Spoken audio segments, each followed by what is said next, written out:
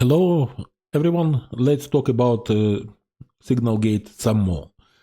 I would like to present to your attention the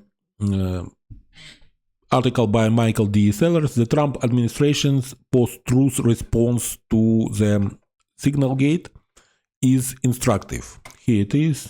You see this guy, this alcoholic. Okay. In intelligence work, the core mission is search for truth. Most of my career was, and this guy, he was a CIA agent in Russia, and he speaks Russian. I don't know how fluent he is in Russian right now, but he was able to speak Russian, and he at least understands Russian. In intelligence work, the core mission is a search for truth. Most of my career was spent doing just that, collecting facts, sorting signal from noise, and trying to understand what was really happening on the ground in the country where I was working. But beyond collecting intelligence, the CIA's charter includes other duties as directed by the president.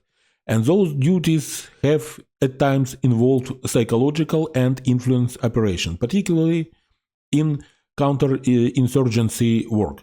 Some of this is well documented. The CIA's role in supporting Ramon Magsaysay in the Philippines after World War II, the Phoenix program in Vietnam, cultural influence operations across Cold War Europe. On two of my overseas assignments, I found myself enmeshed in it, working to counter communist insurgencies where influencing belief was as important as collecting information. That experience, working to shape perceptions of reality, informs my understanding of what we are now seeing as Signalgate and its aftermath unfold. So today I want to take a look at how the Trump administration and its opponents have responded and how this shapes reality in today's troubled America. Objective facts do exist in this matter. On March 11, 2025, National Security Advisor Michael Waltz created a Signal group chat intended for senior Trump administration officials to discuss sensitive national security matters. The group included Vice President J.D. Vance, Secretary of Defense Pete Hegseth, Secretary of State Marco Rubio, Director of National Intelligence Tulsi Gabbard, and CIA Director John Ratcliffe. Due to an apparent technical error, Waltz or someone on his staff inadvertently added Jeffrey Goldberg, editor-in-chief of The Atlantic, to the chat. Unaware of Goldberg's inclusion, the officials proceeded to discuss imminent military operations against the Houthi militia in Yemen, sharing detailed information about targets, weapon systems, and attack sequence.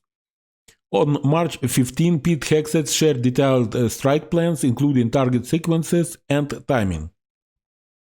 The strike took place later that day. Afterwards, the group exchanged celebratory messages. Goldberg, who had been quietly observing, exited the chat and later published his account in The Atlantic. The White House confirmed that the chat's authenticity and eventually screenshot of virtually the entire conversation were made public. Statements from Trump administration officials. President Trump responded first by denying any classified information had been shared, then pivoted to attacking Goldberg personally, calling him a sleazebag. Meanwhile, Hegseth gave what has become the definitive administration response. This is garbage reporting. This is fake news. Nobody was texting war plans. This is another example of media distorting everything we do. We were coordinating. Yes, that's our job. This wasn't some big secret operation being leaked. It was leadership communication in real time. And Goldberg, this guy, the guy sits there like a spy and then runs to the press. That's not journalism. That's sabotage. Press Secretary Caroline Leavitt dismissed the entire incident as another hoax written by Trump hater. Again, a familiar refrain from the administration when facing damaging revelations. In her televised remarks and social media posts, she doubled down, insisted that absolutely no classified information was shared, and calling the story a gross mischaracterization of routine internal communications. She went on to accuse Goldberg of unethical behavior, stating, "This so-called journalist sat silently in a chat he never should have been in, took notes, and then ran to the press to manufacture a crisis. That's not journalism, that's activism." So you see the messaging is quite they synchronize the messaging. Leavitt also argued that the real issue was media bias, not national security, claiming the administration was being punished for doing its job, keeping America safe. Her statement, while not supported by the content of the chat logs, helped establish the talking points that would dominate MAGA media coverage in the days that followed. MAGA media takes its cue from the administration. That counter-narrative quickly became gospel across MAGA-aligned media. The Fox News' Jesse Waters dismissed the incident as the media trying to turn a group chat into Watergate. Newsmax Greg Kelly called Goldberg's reporting a glorified diary entry. Breitbart accused Goldberg of weaponizing his accidental inclusion, and Gateway Pundit suggested the entire thing was a false flag operation designed to entrap or test loyalty. This kind of reframing, casting every story as a plot against Trump, isn't new, but its efficiency is remarkable. It mirrors classic influence operation I saw overseas. Create doubt, shift focus, discredit the source, and harden your base. That's the playbook. And in this case, it worked. Within 24 hours, the talking point was set. It was just a chat, no warplanes, fake news strikes again. The thunder of the outraged left becomes part of the noise. Meanwhile, the response from the political left was immediate and intense. Joaquin Castro called for investigations. MSNBC's hosts warned of treasonous behavior. On social media, hashtags like signal fail and texting war plans trended as demand for accountability grew louder. And to be sure, by traditional, objective standards, the outrage was fully justified. But still, an argument could be made that outrage, justified as it was, did not move the needle significantly or in a positive direction, because to many Americans outside the progressive fold, the outrage read as just the usual partisan reflex. Another media pile on, another round of gotcha politics.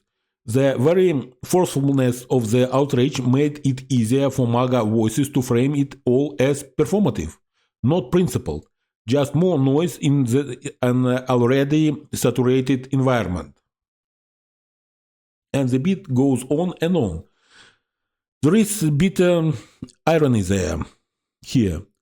This was largely sincere, justified outrage, but in a post-truth environment, principled outrage can become part of the problem. Instead of clarifying what happened, it hardens divisions. In intelligence terms, the message fails to penetrate. The audience doesn't receive it, or worse, reject it on contact. The collapse of shared reality. And so we arrive at the real consequence of Signalgate. It's another brick removed from the wall of shared reality, a wall that pretty much lies in ruins. The Trump administration knows this. It has employed intense deflection and denial, followed by MAGA media's amplification, all of which has been juxtaposed against the left's inevitable thunderous response. The net result, society is left in familiar triad. First, a committed MAGA base. 30 to 40% of the country accepts the administration version entirely. Second, a large middle group, also 30 to 40%, is left confused. They hear conflicting versions of the story and walk away unsure of what to believe. Third, a smaller segment, maybe 20%, has a solid grasp of what's happened, but little ability to shift the broader narrative. The net result is that the administration response, aided and amplified by MAGA media and influencers, has left two-thirds of the population gaslit into either believing the MAGA post-truth reality or confused about what to believe. This is not achieved by a nuanced, complex strategy. Rather, it is achieved through denial of objective reality and blunt repetition, emotional appeals, and the sheer speed of message control. It's a case study in war, except it is happening here at home. So, what does it mean? Signalgate is indeed a security issue about a chat that arguably never should have happened, and blunder that added a journalist to the mix. But added to those actions, we now have the actions taken and statements made in the aftermath. And that aftermath is well on the way towards becoming a case study of the erasure of truth in plain sight. A factual, thoroughly documented event was rebranded within hours into a matter of disputed opinion. On Trump's side, no war plans were shared, no breach occurred, just more fake news. While on the other side, perhaps the greatest security breach in history, an unforgivable breach, worst security blunder ever. For someone who worked in the world of intelligence and influence, watching this happen here in America is unsettling.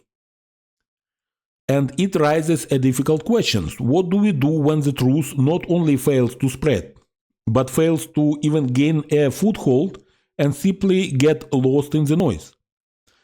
What is the best way to combat the erosion of shared reality? Is there any way to break through the noise? And if not, where does that leave us? I wish I had a good answer to that. I can see the process that's happening clearly enough and can see the problem it creates, but with it comes when it comes to figuring out how to defeat this side of post-truth alternative realities, I'll admit it, I struggle. I'll keep working on it, as we used to say in the end of cable messages in CIA, addressing one difficult situation or another, welcome comments. Okay, so there also seems to be very frustrated. So, but why there is almost no my face. Okay, very frustrated that the clear, detailed, documented event was just lost in the noise created by Trump administration. That they were, I saw these press conferences and I saw the just blatant lies, just distortion, how the truth was distorted, and everything was just minimized.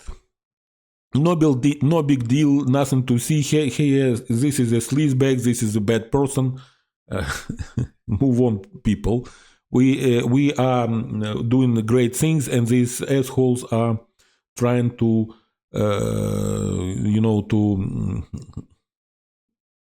to throttle us. Okay, so let's see how it will unfold. We will keep looking at it, and till next time, Slava Ukraini!